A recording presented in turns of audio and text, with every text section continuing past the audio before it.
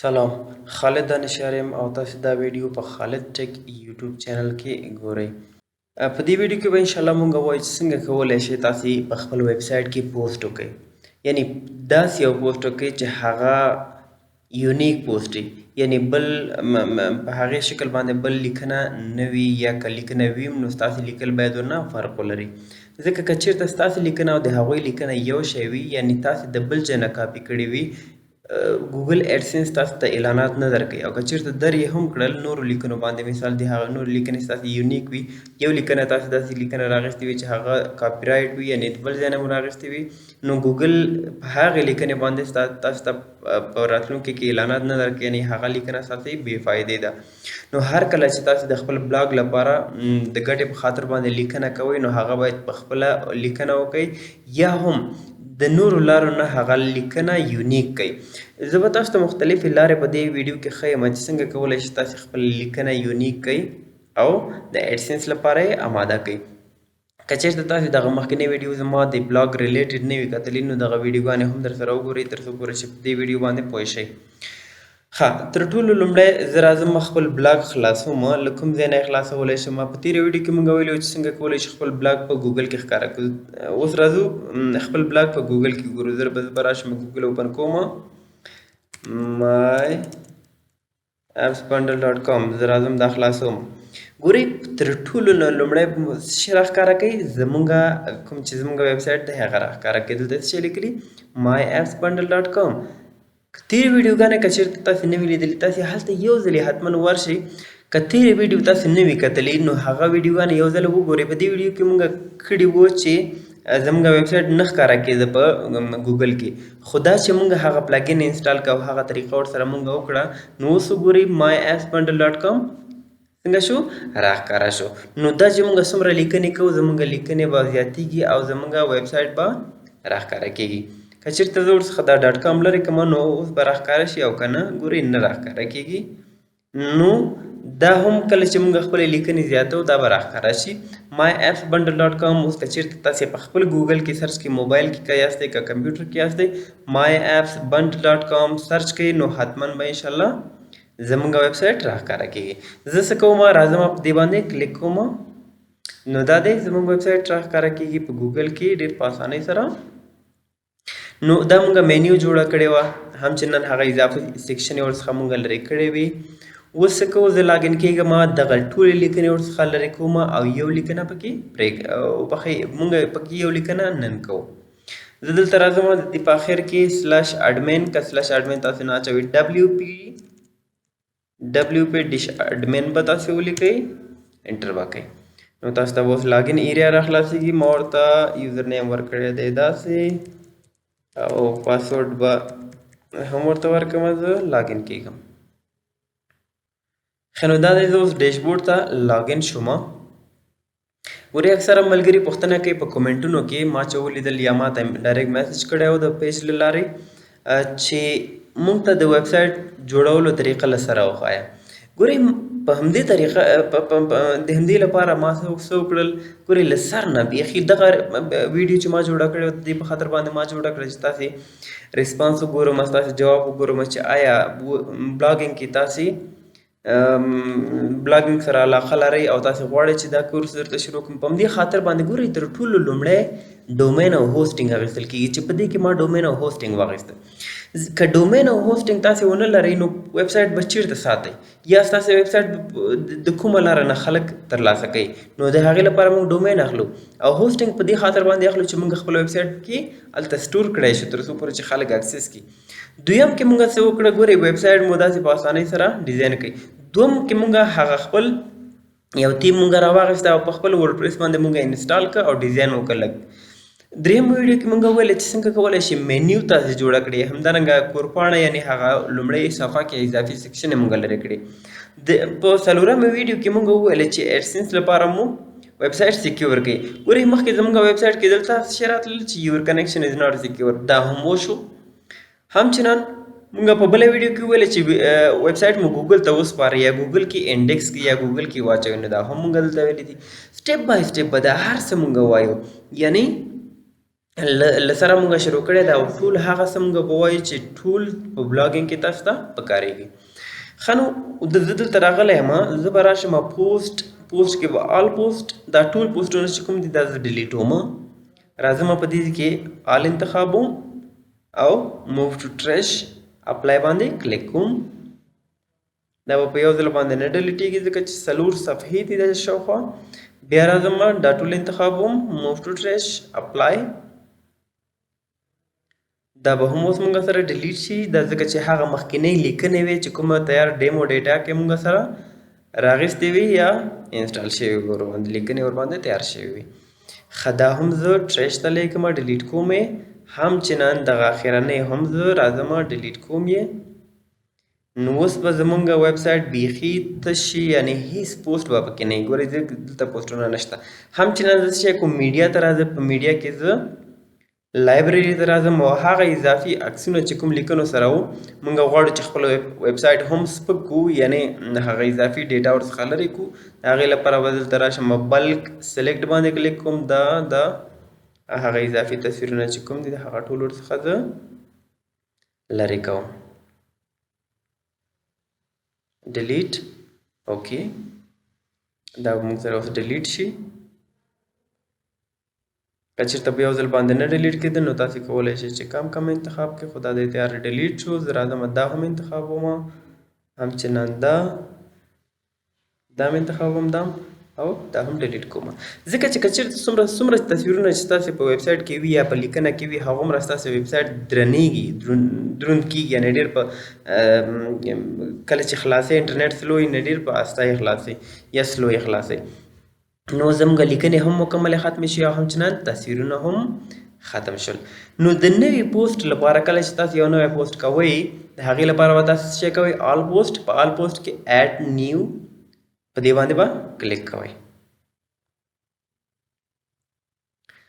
ګورئ د دې نه مخکې د ویب سایټ لپاره SEO ډېره زیاته مهمه ده.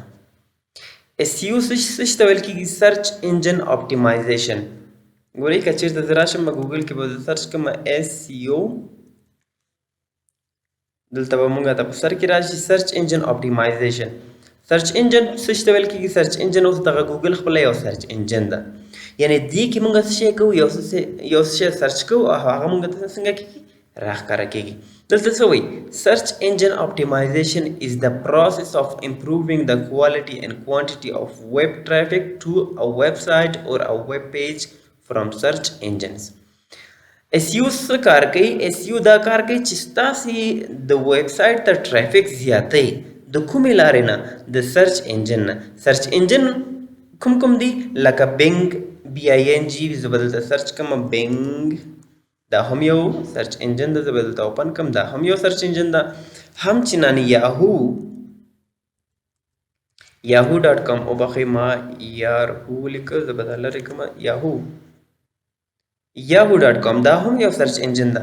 همدارنګه نورې مختلفې سرچ انجنې دي چې له دې ځای نه هم تاسې ټرافیک اخیستلی شئ یعنې خپل ویب سایټ ته ټرافیک راوړلی شئ. د SEO لپاره به تاسو څه شی وکړئ زما ویب سایټ ته به راشي زه به دلته راشم دلته به تاسې ولیکئ فایند بیسټ ټریکس چې تاسې ولیکئ تر ټولو لومړی به زما ویب سایټ راواخلي. همدارنګه دلته زما نوم هم ورسره شته ده. تاسې به راشئ دا به اوپن کړئ. ګورئ په دې ځای کې ما تاسو ته پریمیم تیم درکړی ده. که چېرته مونږ دلته تیم انسټال کړو د SEO تاسې به وایئ چې دلته خو تیار تیم شته ده. زه به دې ځای نه بیرته ووځم راځم پلګینز ته انسټال پلګین همچنان دلته به راشم نیو پلګین ته به راشم. په دې ځای کې که چېرته زه راشم SEO په خپله به دلته تر ټولو لومړی یوسټ SEO پلګین یا رینک میت به راواخلي. ګورئ رینک میت هم نن سبا مشهور ده. همچنان یوسټ SEO په دې ځای کې تاسو ته دغه پلګین درکوي خو ولې کم فیچر یې وي هغومره پکې نه شئ کولی چې تاسې هغه شکل باندې نشئ کولی چې تاسې خپله لیکنه مکمله SEO ته برابره کړئ. خو په دې ځای کې ما تاسو ته یو پلګین چې کوم ما په خپله اخیستی و او دلته ما تاسې لپاره په ګوګل ډرایو کې اپلوډ کړی دی او تاسو ته مې دلته لیکنه هم ورباندې کړې. تاسې به څه شی وکړئ راوشئ تر ټولو لومړی دغې لیکنې ته. که چېرته له دې نه نشئ پیدا کولی تاسې به دلته سرچ کړئ. دې ځای کې به یې سرچ کړئ SEO او په دې ځای کې به تر ټولو لومړی هغه لیکنه راشي چې کومه ما کړې ګورئ ډاونلوډ فري یوزډ SEO پلګین فار ورډپریس په دې باندې به کلیک وکړئ دلته به دا اعلانات دي دا لرې کوو ښه نو اوس چې ګوره دا زموږ د یوزډ SEO پلګین په اړه باندې هغه لیکنه هم ما کړې ده هم چې نن تاسو کتلی شئ ګورئ دلته د بیسټ ورډپریس SEO پلګین نور زیات دي تقریبا 10 پلګینه په دې کې ما تشریح کړي تاسو ته خو په دې ځای کې چې کوم پلګین د هغه یوزډ SEO پلګین ده تاسو بس شی وکړئ په آخر کې به ډاونلوډ پلګین ناو باندې کلیک کوئ زه راځم دلته کلیک کوم دا به تاسو چېرته راوړي دې ته به تاسو راوړي تاسو به نور هیڅ شي باندې کلیک نه کوئ فقط دلته پورته برخه کې ډاونلوډ باندې به کلیک کوئ که موبایل کې هم تاسو یاست په همدې شکل باندې د ډاونلوډ طریقې یو شی ده کولی شئ تاسو دلته ډاونلوډ بټن باندې کلیک کوئ نو دغه پلګین به تاسو سره ډاونلوډ کیږي لږ ورته انتظار کوو دا به موږ سره دا د ډاونلوډ شو تقریبا چې دا به څومره MB وي ګورئ 15 MB ده ګورئ دا به موږ سره څنګه شي دا به موږ سره ډاونلوډ شي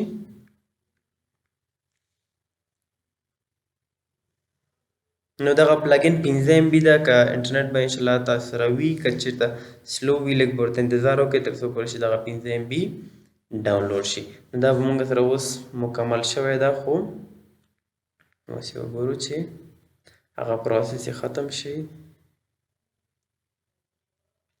ښه نو دا د پلګین موږ سره څنګه شو ډاونلوډ شو زه څه کومه راځم دلته اوپن باندې کلیک کوم او دا به زه له دې نه کاپي کوم ډاونلوډ نه به یې راوړم دې ته چېرته ما راوړه ډیسکټاپ سره ته ما راوړه اوس څه کومه راځم دلته او په دې ځای کې اپلوډ پلګین باندې کلیک کوم له هغې وروسته به دلته چوز پلګین یوزډ پریمیم اوپن انسټال ناو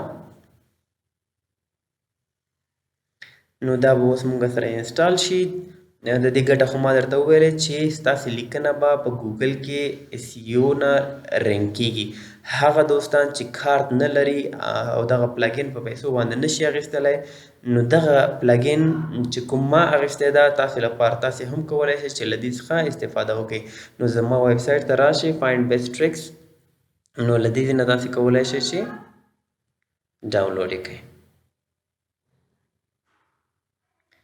ما هم هغه د خپل ویب سایټ لږ ډیزاین مې ورته لږ چینج کړی ځکه چې مخکې بیخي زیات ګډوډ ښکاره کېده نو زیاتره دوستانو ویلي وو چې په دې کې موږ په اسانۍ سره یو لیکنه نشو پیدا کولی ښه راځو دلته ګورئ پلګین موږ سره څنګه شو آن پیکینګ د پیکیج انسټالینګ د پلګین انسټالډ سکسسفولي اوس څه شی کوم اکټیویټ پلګین باندې کلیک کوم نو موږ سره پلګین انسټال شو خو اوس به اکټیویټ کیږي ښه نو دا د یوزډ SEO پلګین موږ سره څنګه شو انسټال او همچنان اکټیویټ شو دلته دغه بعضې پلګین چې کوم تاسو ته ښکاره کېږي چې کوم باندې اپډیټ راغلی دا به تاسې اپډیټ کوئ ځکه چې تاسې که چېرته اپډیټ نه کوئ ویب سایټ مو سلو کېږي او بیا ډېر کسان نه راځي ورته او همچنان په ګوګل کې هم نه رینک کېږي نو څومره چې ستاسو د ویب سایټ سپیډ زیات وي په هغومره به ستاسو د لیکنو رینک کېدو چانس په ګوګل کې او همدارنګه نور سرچ انجنو کې زیات وي اوس دغه پلګین چې کوم اپډیټ ته ضرورت لره دا اپډیټ شو اوس د ورډپریس په د نوي ورژن کې کوم چې اپډیټ شوی ده په دې کې دا خاصیت هم شته چې تاسې کولی شئ دلته ورباندې یو آپشن انیبل کړئ چې انیبل آټو اپډیټ هر کله چې د نوي اپډیټ راځي دا د خپله څنګه کېږي اپډیټ کېږي د ضرورت دی زما مینول اپډیشن ته نه وي نو دغه چې یو ځل اپډیټ خلاص شي زه به دا دواړه انیبل آټو اپډیټس کومه تر څو پورې چې هر کله نوي اپډیټ راځي باید په خپله اپډیټ شي ګورئ زما ویډیوګانې به لږ څه اوږدېږي حوصله به ورته نه تنګوئ تاسې به ډېر شي نو ورڅخه زده کړئ انشاءالله په اولو کې کله چې ما بلاګینګ شروع کړ نو ما هم د دې زیاتره داسې شیونه وو چې ما خپله غلطي کړې وه وروسته ورباندې پښیمانه وم نو په همدې خاطر باندې دغه چینل ما شروع کړ دغه ویډیوګانې ما شروع کړې تر څو پورې چې هغه ورونه چې مشکلات لري یا په انګلیسي باندې نه پوهېږي یا نورو برخو کې کار یې نه دی کړی نو په دې خاطر باندې ما دغه کورس شروع کړ تر څو پورې چې تاسې زما د کورس څخه زده کړه وکړئ